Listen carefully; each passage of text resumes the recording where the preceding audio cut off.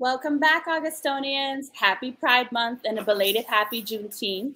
If you are new to Lit Friday, my name is Jessica Lene. I'm a poet, art writer, and the host and curator of Lit Friday. This virtual program from the August Wilson African American Cultural Center is held on the final Friday of each month and features conversations with Black authors and artists about their current work and its connection to the contemporary moment. Lit Friday is always live on the August Wilson African American Cultural Center Facebook and YouTube pages, so follow us there as well for updates. Tonight, I have the honor of speaking to Nicholas Goodley, my Cave Canem brother. We're going to talk about his debut full-length poetry collection, Black Swim, from Cave Canem Press. But before he shares some work with us, let's synchronize our calendars. At 8 p.m. tonight, in person in Pittsburgh, come out to the August Wilson African American Cultural Center for the event Pride and Joy, hosted by Knox. On June 29th, we have our hip hop dance camp. Hip hop dance camp continues on July 13th. We also have Intermission, the Artful Happy Hour, returning on July 18th. For those fellow Black comic book fanatics, we have the forthcoming exhibition Collections in Black, a celebration of Black comic book culture, opening on July 25th. And Lit Friday returns with poet and performance artist Jerome Ellis on July 26th. Keep yourself up to date on our events and get yourself registered for those events ASAP at awaacc.org or on Instagram at August Wilson Cultural Center. To keep up with my forthcoming publications, exhibitions, and Lit Fridays, you can follow me on Instagram as well at @hanginThere_kitty. And now, without further ado, let me introduce Nicholas. Nicholas Goodley is the author of Black Swim from Cave Canem Press 2022. This is the book, beautiful cover. They are a team member of the performing arts platform Fly on the Wall and poetry editor for Wussy Magazine. Nicholas was a finalist for the 2020 Jake Adam York Prize, runner-up for the 2019 Cave Canem Poetry Prize, and recipient of the 2017 Poetry Society of America Chapbook Fellowship, among other awards. Their work has appeared in Poetry Magazine, The New Yorker, Boston Review, Bomb, The Poetry Project, Lambda Literary, Narrative Magazine, and elsewhere. And also let me correct myself around pronouns. I think I've been saying he, I'm reading they, and so they are my Cave Canem sibling. We make mistakes in public, we make corrections in public, period. You can also follow Nicholas on Instagram at Nicholas Goodley. And now we get to hear beautiful poetry from Nicholas himself. Thank you, Jessica. Appreciate you so much. Thank you for having me. I have a few poems for you. They're all from Black Swim. This first one is called My Black Spell. I breastfed one hunger after another. Fear me. I know the weight of playthings, the trampoline in the crawl space, our family, lost an older sister. I am fearless, subtle, phoenix older child. There was a time I could bite and crack into pink jawbreaker, fuck my mouth up into red ants, and explain away the blood in my gums. I've got muscle and am articulate, forged from the hurt parts of the ground. Domestic life was child's play, breaking one bone at a time, all fun and games, lives in my hands. I could do so much with miniatures, throw the piano into the kitchen, attaboy, literally sexual, stripped the boys naked on the lawn. I wanted to be Michelangelo with Barbie's arched feet, or a Bratz that could bend at the knees.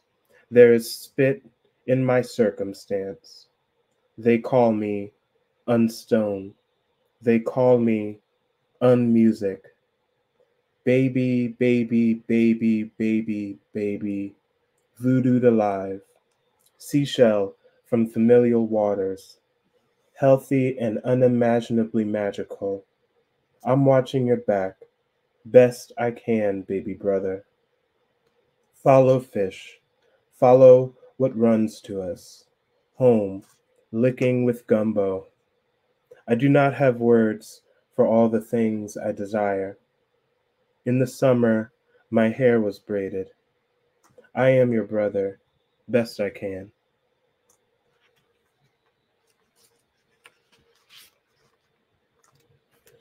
This next one is called R&B Facts. All mermaids are black and only hunt sailor men who talk that fuck noise.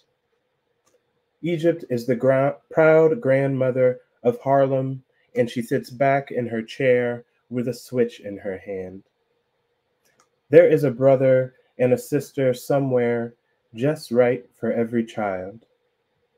If we didn't murder black boys, we would have voices that speak in song, and the music we'd make would birth storms. We all can walk on water as long as we never said no anti-black shit. If we lit a candle for every pain hurled towards trans folk, whole planets would be up in smoke. If we planted a tree for every word against women, the ground would lose sight of the sun. A dead child's name at the top of your lungs, like an earth-splitting lightning rod, has the power to remember them back. 1 in 3 black girls learns to swim by being chased away from the shallow end of a brown community pool. 2 out of 5 black families know death as that play cousin who sleeps over under comforters on the living room floor. There are black hills that only grow in the heat of the sun, made of thick, curling hair. The ghosts of black slaves are waiting in one big front room with good music till their whole families are free. Melanin, it's been proven, has endured more than any beam of steel. The Greek goddess of peaceful resistance has died in a long burning fire and is buried in a fruitless urn. Nina Simone was born in the 15th century. Her crib was the bottom of a full boat. The bigger the hoops, the braver the body. Armpit hair is permanently sexy. Acrylic nails start fires in a heavy heart. Melanin bleeds a softness wetter than silk. No one survives Etta James. The strongest homes are built on onyx brick, on muscle, covered in charcoal skin. Melanin is a blessing, gold melting in our hands. Melanin is light on every surface of the day. There is no color on earth that is not some child's favorite. If every human stood shoulder to shoulder, we would make an iron castle with beating veins between the walls. All of us lying head to head is a river feeding an ocean too black to swim.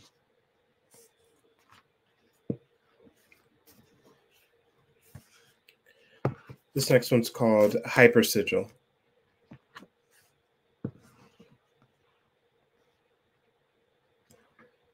I claim myself apparition in pieces, overgrown and wicked, all shade and stones. I am ghost making, the soul floats, sad wood in crowded sea, the weight of a forest. Lord, we heard you in our own way. There is no meaning in all these knowledges. Shrinking combustible light, the waves kiss the shore, softly over and softly over. The night drinks it in, the viewer and the view, enough to let angels, one night after the other. I was born your tongue, meant for divining. I've done every person blood. I used to want big wings, this affectionate voice, this cold underground. Black ice says only the kindest things. I don't know how to mourn that way, how to sing it if it isn't real. Tell me how I deserve it, won't nobody else. Where have I placed your magnificent heart? The baby's tears are quieting. What shall I do? Your answer. Softly over and softly over. And one more. This one's called First Poem. I had ever written was about green bug because I painted one at school, or the painting came later to go with the poem, or the poem was about gold and was printed in rainbow letters, and the painting had a rainbow in it. The picture was a blue watering bucket, a butterfly, an orange and pink sunset made of vertical stripes, and a purple rainbow, and a rose or tulip. And the poem had a refrain. It was a song for class, or I wrote it for my dance teacher because she thought I was a poet. And I read it to the class, or just to her. She said, beautiful, or thank you.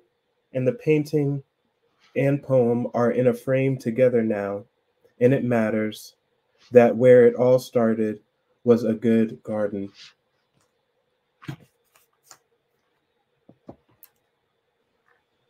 Thank you so much, Nicholas. I was hoping, like, I have like poems marked because I want to try to start doing this thing where at the end I like have a special request for like a poem to be read. And you Nice. you hit one on the head. It's R&B Facts. Oh, I yeah, love that poem. It's like the best ever. Thank And you. it's like I wrote this question while I finished reading that poem, like kind of sitting with it. And it's like the imagistic is really like one of the pistons that is really driving you. And sometimes in a lot of imagistic poetry, either consciously or unconsciously, the narrative gets buried. So it takes a particular reader that's dedicated to poetry in a particular way to kind of go between, right? But you still have this deeply associative, visually explicit work, but you don't abandon a narrative for the reader to hold on to. What are the strategies that you use in your writing to maintain that balance without, in some ways, capitulating to having to explain? Yeah. Thank you for that. I think this is a good example of one of a kind of strategy poem. I went in with the conceit of obviously like creating these facts that aren't facts. Sometimes a conceit, some of them are like, I was like, I want to make myself laugh, or I use a joke structure. And the reason poetry and jokes share the same structure because every line has to build or escalate. You can't stay at the same place. So you need to have some kind of way of upping the stakes from one movement to the next. It's the same thing in comedy. You can't stay still. You have to keep the reader's ear stimulated. So if not necessarily to make myself laugh, I want to like, how do I keep being more audacious, or like, how do I keep risking the image? And the conceit of this one of just like these putting Black figures and Black history in this jumbled alternate universe was a strong enough conceit that it held together. And if you got a good, like, if you got some good reins, like, go for it. So I just looked out on a concept that could hold something like that together. And since this is the example that we're talking about, why R&B as opposed to any other kind of like Black music form that, you know, we love and heavily engage in, and so some respects kind of draw our own narratives by as individuals? Okay, so it's it's a dumb reason. Well, I've never wanted this question of why R&B Facts is called R&B Facts, but the reason is because, like, you know how like Trump had alternative facts, and I always thought like alternative R&B, so my version was R&B, and because I was frustrated with the idea of how easy it is to just, if you say something, it becomes real. So it was this like a blanket title that I just put on at the time, and it's been rolling with me all these years. But it's a Black form as opposed to I don't know. It's a distinct Black kind of association. And that also, it's like in a lot of the work in Black Swim, there's this very thin, porous like membrane between ecstasy and violence. Mm-hmm. And some of that is in the work that you shared with us. There are many moments, like in the To You Who Fit the Description series, where Mm-hmm. you're very much playing with this very sensitive place where consensual violence Mm-hmm. can be a part of ecstasy, Yeah. but how this is a very fraught place, especially when you are Black. And as you say in one of your poems, like, I don't know the names for all the things that I desire. And Mm-hmm. your ability to explore that is somewhat clipped by danger, right? A danger that really has nothing to do with you. Could you say more about what this relationship is for you and how it's also another like set of, it's like another force in the book itself? And how does that relate to Black Swim as like a Mm-hmm. concept?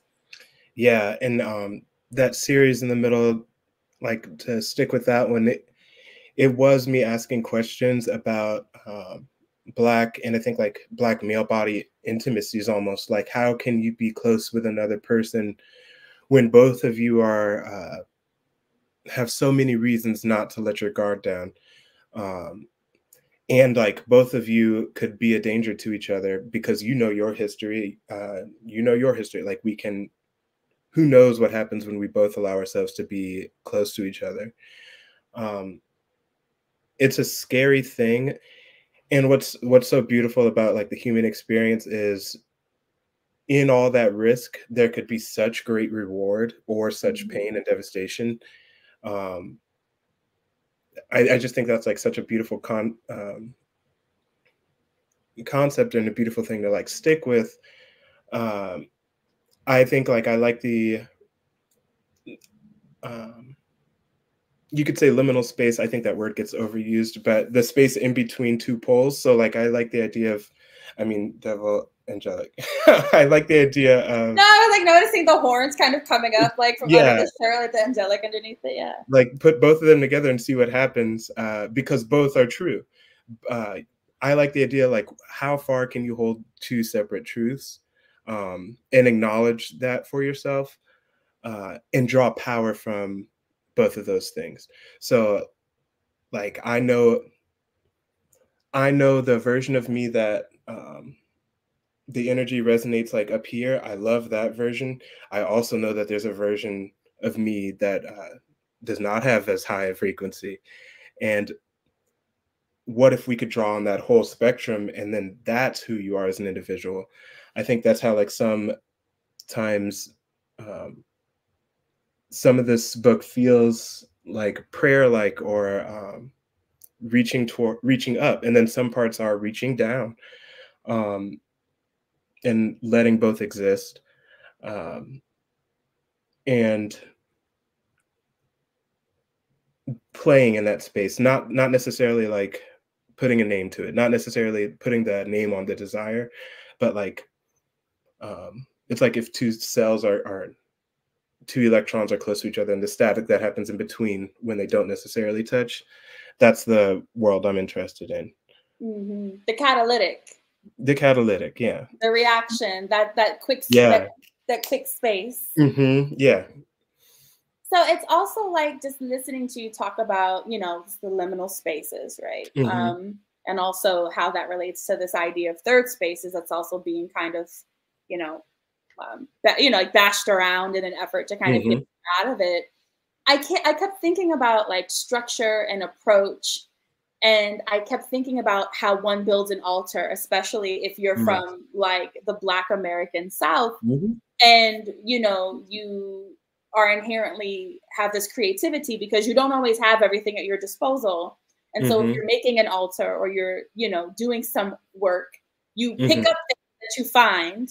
You go for a walk and you pick up things off the ground, maybe an old piece of jewelry or maybe like a like a bone of something you're not quite sure what it is. And it just felt like this constant building that you were talking about as well. There's also a lot of South here. There's a lot of Atlanta here. There's a lot of wordplay from like Atlanta as like a space with an immense amount of musical history that you're playing with. And so I wanted to know how that geography grounds you. What does Atlanta mean in terms of this Black swim? And what is the role of, I don't want to say magic, because I think that that's a word that substitutes for like the inherent transubstantiative experience of Blackness itself, right? It's not magic, it's very real. And so I just want to know about like all of those things, this gift you have. So it's like this book is you having built an altar out of like a methodology that's inherently of the space that we share as home. Yeah, thank you for that. I think, like I'm bringing my parents are like, they're both born and from Louisiana, like bringing that like Creole flavor to, there's gumbo, there's, like we were talking about Atlanta and Outkast earlier, like all that kind of richness.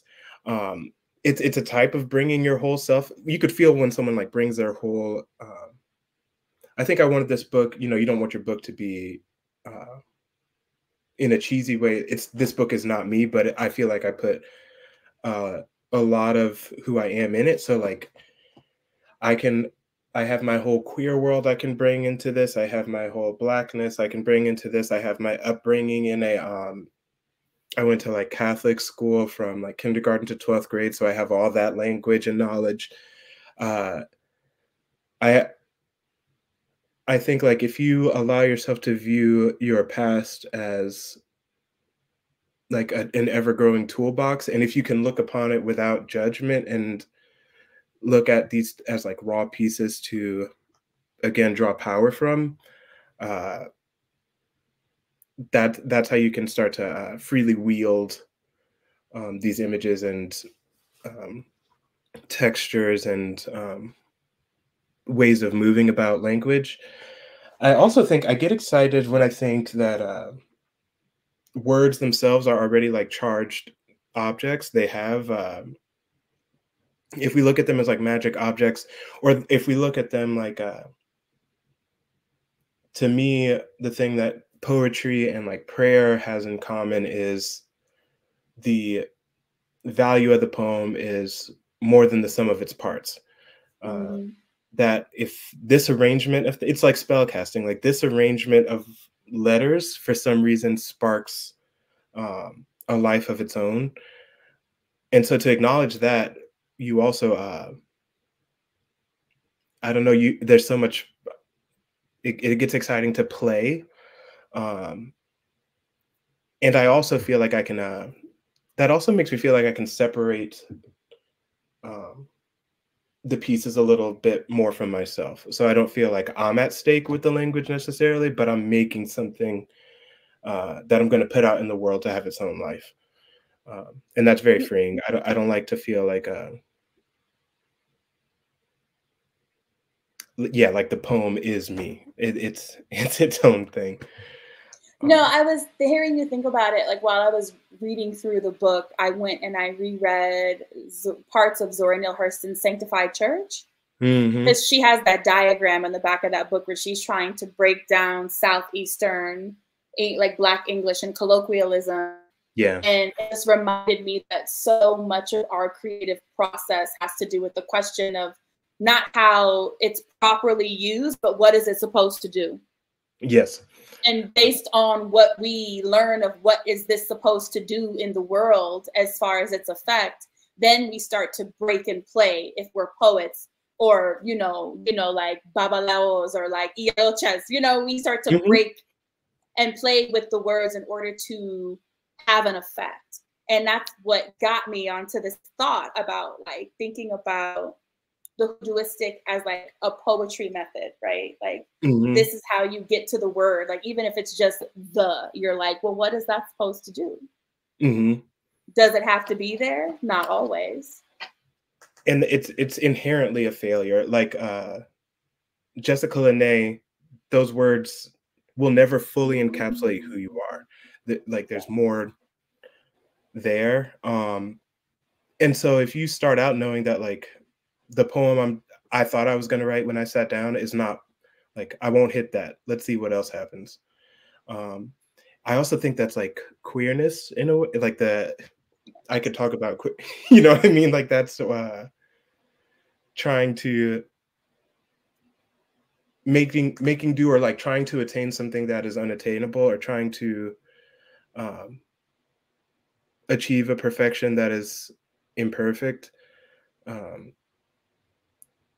I mean, I think for me, in terms of like queerness, being a queer Black they myself, right? Like thinking about all of my contact with gender growing up was incredibly like situational, like as a kid, And so there's a way that you kind of have to take what resonates from the hard structures that other people follow and be creative with that, and then keep going. And especially in the Black queer experience, the self is treated like an altar space that can hold as much joy, ecstasy, pleasure as grief.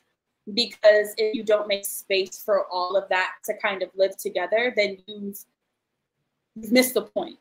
Yeah. Of like how self belongs to your experiences with others and how you need others. And sometimes the structures that we follow impede our access to like love and self. Yeah, like we only know ourselves through like as relational beings. We're like the parts of our identity we say yes or no to, and can like make choices between what we see and what we want to be a part of and not want to be a part of. But we can't really exist without others, without the awareness of others, really. Right. And also like the openness of others, right? Like in order for you to live openly, the people around you also have to have like this like openness of vulnerability, like openness of heart, for as corny as that sounds. When I read the title of Black Swim, what I think about is like segregated public pools. And this kind of historic notion that there was a moment in American history where there was a time for Black people to swim. And if the same pool was allowed in some spaces and then drained and cleaned and then refilled for other people, non-Black people to swim in. And so is that what the title's related to? I want to know more about the title, because I also, reading the poems and looking at the image on the front, it also seems like a reference to flying. It's such an effective title in terms of getting the reader to think carefully about what they're entering into in terms of like a world. Yeah, I think I definitely like the idea of what you're talking about, that historic, like there was a time that Black people could be segregated pools, or that the idea of like congregating Black bodies in water was really a beautiful idea to me. I also like the defiance of people think like Black people can't swim. To me, I was like, it's nice to see like it has a sense of defiance that way. I also like the idea of when you say like kind of diving into a world, or being so submerged that it's all dark around you, until it's not even an up or down anymore. A complete kind of consumption.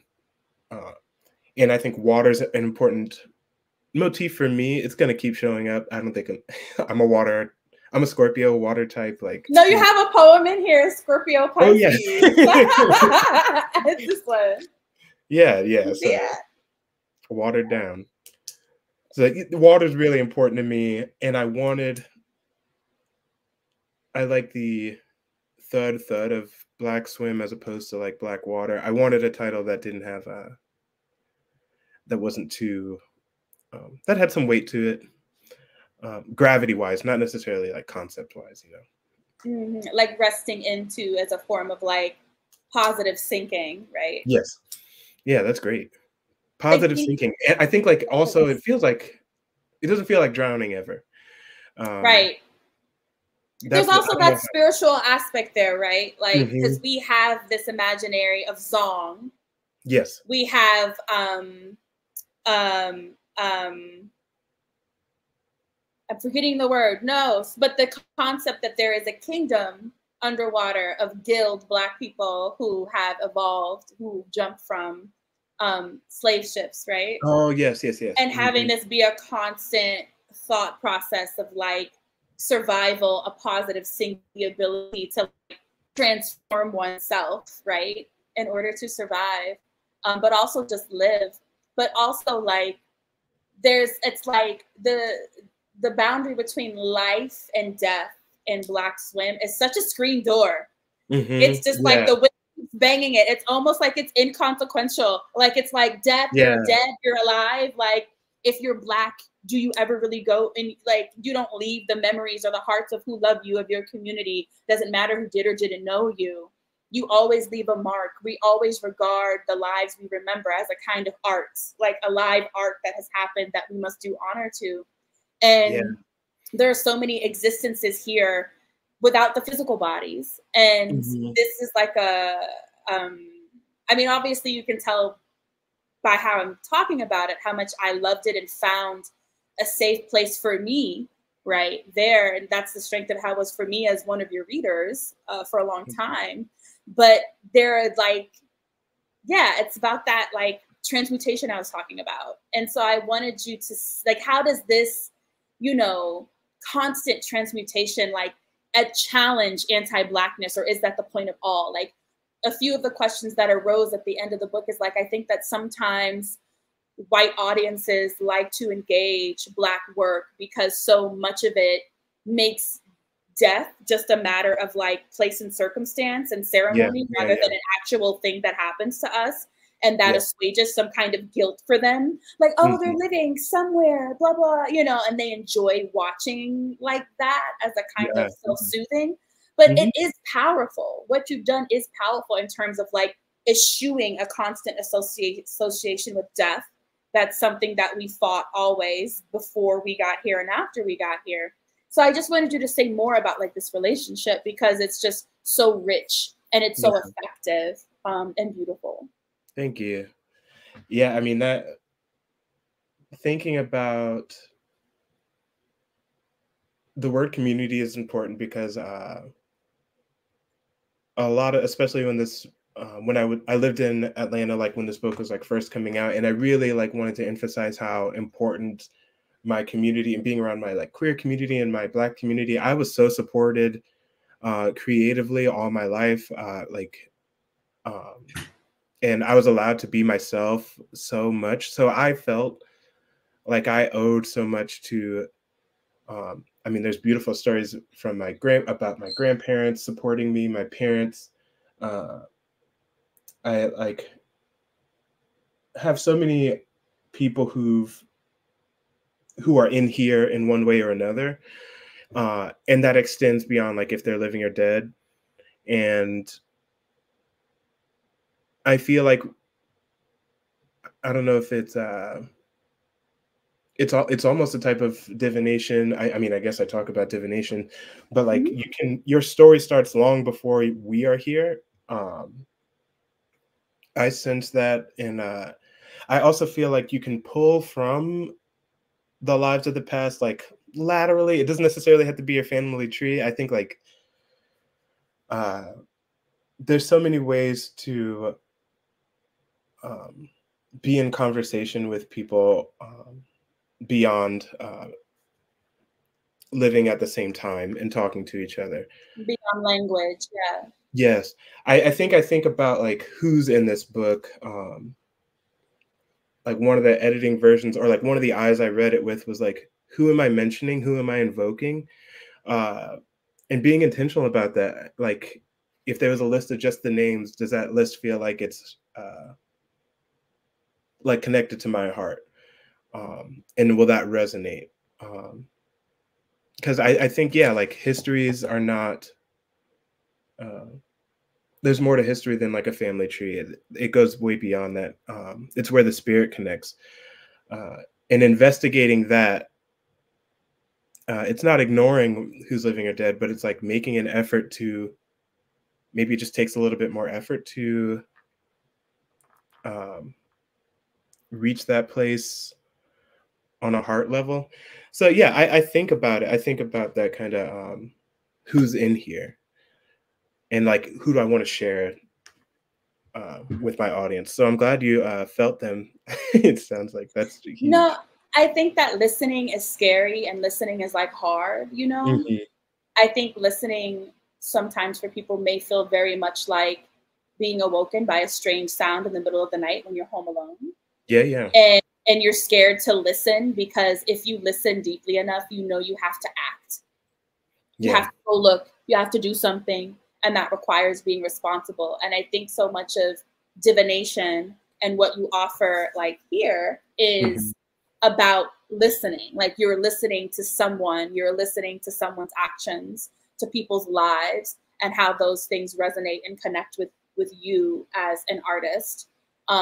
And listening moves the air. Like what you say moves the air. It has a Mm. great effect no matter how much we can waste our words. But yeah, like I think that there's a lot of listening here. And it is uncomfortable to um sit with some of those questions, or like putting yourself in the space to explore some of those ideas. Like there's a poem about like a sister who passed away before I was like even born, and being like, how does my mother um I mean, it affects how she celebrates me being the next person. There's a celebration of life there, but like, does she think about or mourn this other person? Is her spirit still around? Or I have poems about people who've like gone on, friends in the artist community, and I was like, I want to preserve them. I want the world, everyone I encounter, everyone who touches this book, I want them to like know their names for a second. Like I want that to happen. How can I make that happen? And I think sometimes that when I say uncomfortable, there's also a fear of like, am I going to honor these people the correct way? Or if I'm going to um, do them justice or something like that. I think I had to like be okay with being honest, and trust that I have a good heart about it, and like really like spend time like preparing myself and being like knowing that I have good intentions with whatever that project is. That's a huge deal because I've never done a poem about someone angry, or I mean, some people can, and like those great poems exist, but I would have trouble um, figuring out how to share something if it had a ill intention or something behind it. So I just like trust good intentions will be like received, and like just keep softening, softening, softening. Mhm, mhm. And so in your bio, there's fly on the wall, Hmm. and you are you move the air. That is one of your practices. It You is. are a dancer, Yes. and you are attentive to dance. I think one of the first things you ever said to me at Cave Canem was you came up to me and you were like, I was dancing, and you were like underrated twerker, Yeah. and I was like, I That's so funny. immediately stood up and I was like, no, don't draw attention to me. Yeah, yeah. I think you were just like off to the side, going off. No, I was And, I dancing with see I was dancing for Essence, you. a mutual friend of ours. Yeah, And I want to know what other practices inform your writing craft. Tell us about Fly on the Wall. yeah, For instance, what does dance or Vogue teach you about writing and vice versa? yeah. I think because I started out as a dancer, like I was like dancing in kindergarten. I was like dancing professionally in like late high school. Um, I think something about it taught me that like the work has to come from the inside out, as opposed to the type of dance I enjoy is like instead of like necessarily trying to achieve a shape or trying to arrive at a certain line, I'm more interested in like how did we get there? Or, like what is all the parts that were activated? How does it feel to be in that pose rather than just to achieve that pose? So that was the physical practice I was engaged with. So when I wrote, I was like, I'm not looking for the pretty line. How does it feel to like hear those words in a sequence? Or how does it feel when I read that back? What happens inside the body? And I think if we look at, I think when people watch dance, um, it's like an, I don't know if it's an empathy response or like it moves you. Like when we see someone suffering, we feel suffering. It's such a, I think it's the most tangible way to achieve that. If we see someone fly, we feel lighter. We feel like if we see someone celebrating, watching someone else's body perform, um, or like be present raises our awareness as well. So being conscious of how art uh, emanates from like one body to the next. I think I bring that over to my poetry, and I also, it just feels good to move because again, these this word practice is like a series of failures, or like trying to articulate the inarticulate. I'm doing it right now. The inarticulatable. How's that? Yeah, the Okay. unspeakable, the Sure, sure. unspeakable. The unspeakable. That's right. So the physical body, I mean, when we dance, we're saying so many things, or like we're not even trying to put the word to it. Like we're just like feeling it all at once and like sweating it out. And it's a practice that involves the whole body. I mean, it's so beautiful that like an emotion can exhaust you when you dance. Like that's such a cool, nothing else can do that. Um, so I Or think when you about go that out often. dancing on the weekend, right? And then your knees Oh, are sore yes. the next morning and you can barely make it across the house, but that's a great gratification. Like it's the Yes. evidence of you having like really like squeezed it out of yourself, you know? Yeah, literally dripping. Yeah, that's Exactly. But I yeah, also that's wonder how definitely. this relates to training yourself because we have like many poets Mhm. in our legacy that always talk about training. Terrence Yes. Hayes talks about training like a sport. Kevin Young talks about like training your thought. And Mhm. I know that your craft as a dancer involves a lot of training. Is there a relationship between the way you train to move and the way that you train to write? Like, do you learn something from one craft or the other about how to kind of make more interior or more subconscious the gesture that you're trying to achieve? Yeah, that was hard, and when I first started, like, taking writing seriously and, like, stopped dancing because dancing, you could show up to a studio every day, or you can work until, like, you can't walk. Like, you can track how much you push yourself. How do you do that in writing? I remember I was really frustrated because I was like, "I don't know if I'm showing up the correct way every day."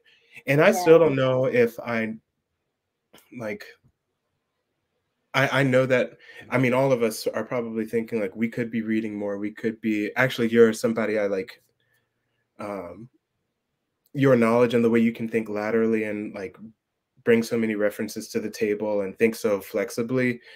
Uh, you're somebody I always like. I'm like, I would love to think like Jessica one day and like have so much.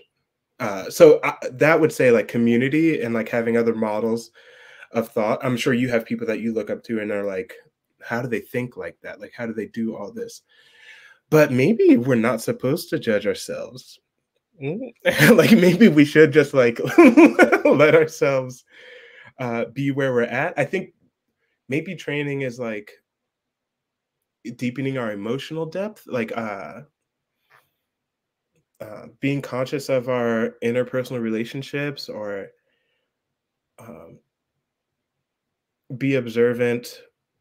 Uh, be observant as an artist. I do think. I mean, there are things like we talked about, like you can practice forms, you can give yourself prompts. I do think it's easier to keep the ball rolling than it is to Get it restart. started. And luckily I've been in a position of like keeping the ball rolling a little bit. But I think the less judgment, the easier it is to like proceed as an artist. Yeah. Yeah. But I think there's also, we were kind of touching upon this, you know, if you're an artist, especially in this moment, politically, technologically, on so many levels, the playing fields and what will be allowed to exist and where it will be allowed to exist and how you will be regarded or treated for it, those tectonic plates are breaking and shifting, and yes, it always feels like you're kind of walking on something floating, like you're kind of going from some kind of gladiatorial thing that you have to do. And we were talking about social media and how hard it is to kind of, if you're an introvert, or if you are an introvert in terms of social media and you're an artist, you're like, well, how do I introduce myself or my work to the world when everything I do is really, really craft based, but everything that's required for people to have contact with my work, I hate. Right? All of those systems you hate. Like, how do you navigate that as an interdisciplinary artist?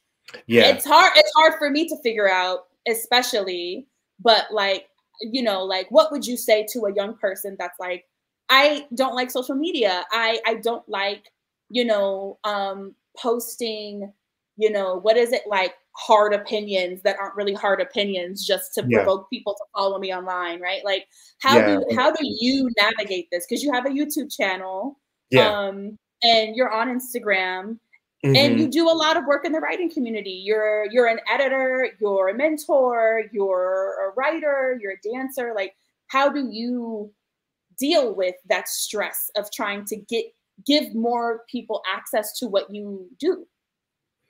Yeah. For me, and I do think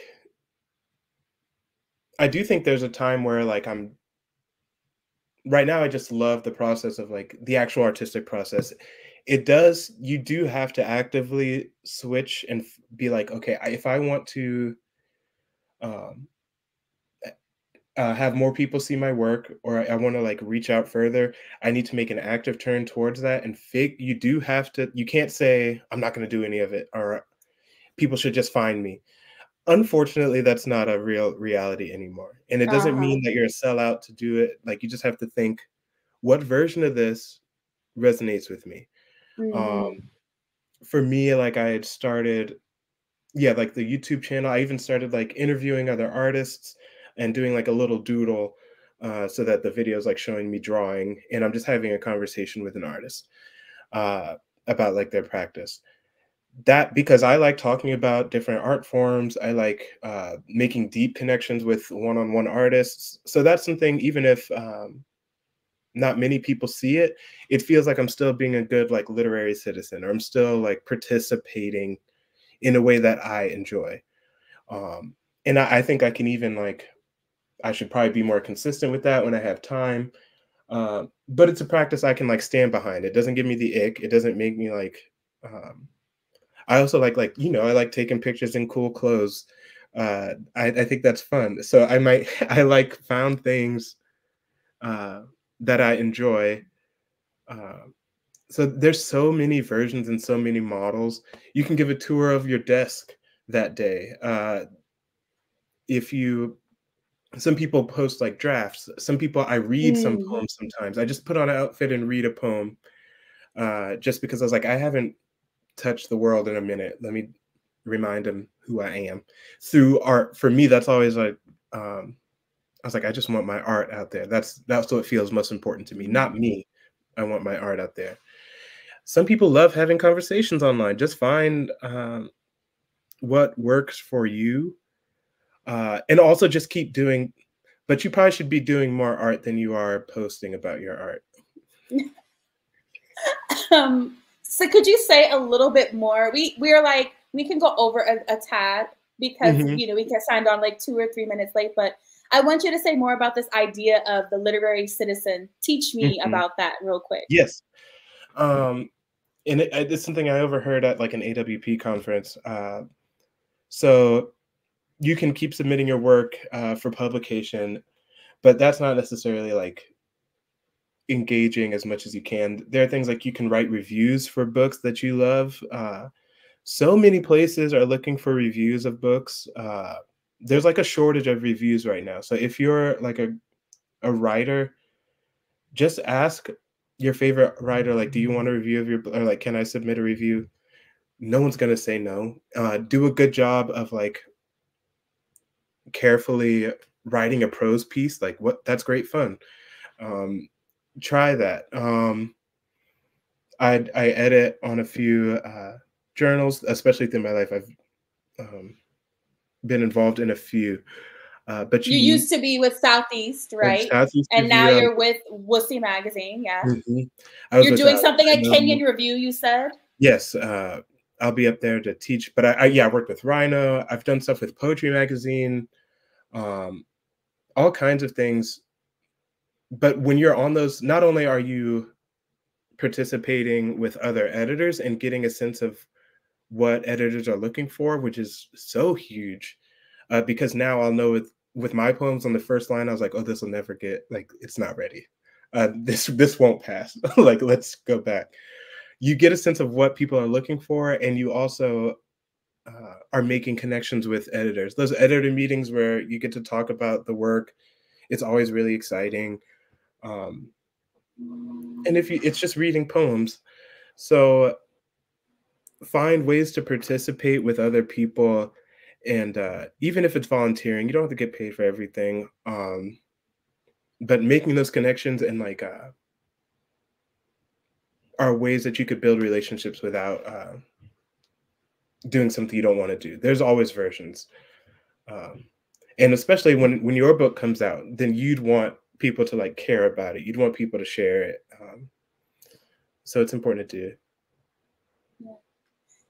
Another thing, the braiding, this intricate braid of Black swim that you created for us is, you're able to name the queer origins of the concept of radical intimacy through imagery, while also leaving your poetry open enough that other people can find their place in radical intimacy, whether or not they feel involved in a queer culture, lifestyle, or identity.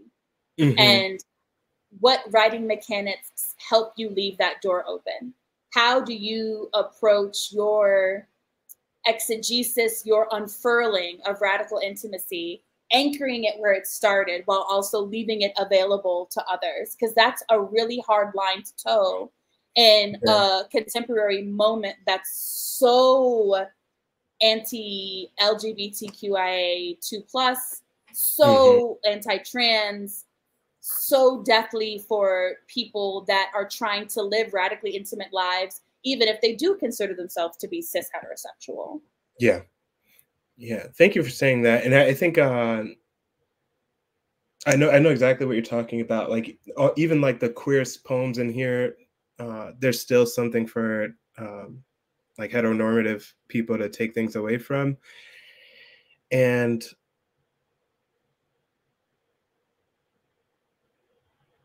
so if I'm trying to communicate, I feel like a lot of what I'm doing in Black Swim is like if people ask what I write about, I was like, I write about feelings. I write about like, so if I'm writing about feelings, I use sensation to do that. So that's image, that's sound, that's textures, tastes. If I'm invoking that whole palette, that's going to be activated whether you understand what's happening or you don't. Like you could eat a piece of cake without knowing the ingredients and be like, I like that. Don't know what that is, but that's something happened.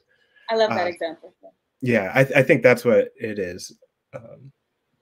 Now, if it's while you're chewing it, I'm telling you what you're eating, then you're gonna like pick out certain notes, and I'm dictating the experience. But if I just let you have it, it's gonna do what it does. And if you know the ingredients, then this metaphor is really helping. If you know the ingredients and they hit, you're like, ooh, that lemon, that's great. I love that. So yeah, it's just offering without dictating, and again, that trust that the reader will feel. Because again, I'm starting with the I think the dance thing helps because we all have a body at least. So if nothing else, I'm trying to invoke feeling within a body, and that sometimes that's enough instead of like going any deeper. Yeah. And so I have a request, a special request. We'll end with that. Okay. But what's of great interest to me, as I said before, as like an admirer of your work and a student of your patience with your own writing, what kind of writing do you wish to see more of in the world right now? Because you're also an editor. So what do you want to see come across your desk? I'll say like, I want to see more risks being taken. I also want to see it. That patience word is nice.